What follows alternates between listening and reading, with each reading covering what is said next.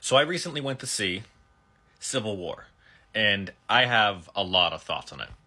To start off, this movie follows a group of war journalists who try to make their way to Washington, D.C. while the US is in the middle of a second civil war.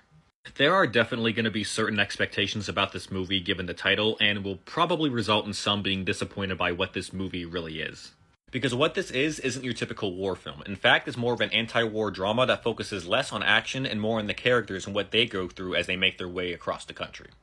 From the very start, the movie spells very little out for you in terms of the nature of the conflict, and ultimately doesn't take a real stance on politics, which some may not like, but to me, that makes this film far more interesting.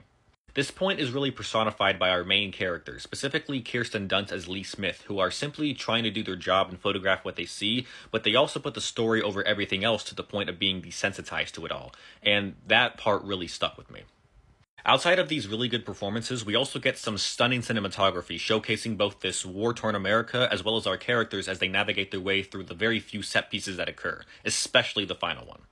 This film left me disturbed as well as captivated for its entire runtime, and has been running through my mind ever since leaving the theater. I see a lot of people on here saying similar things, but it's true, and I highly recommend giving it a watch just to experience it at least once. The one thing I will say I'm a little mixed on right now is the ending, as it is pretty abrupt, though at the same time I don't think it could have ended any other way, but let me know what you guys thought.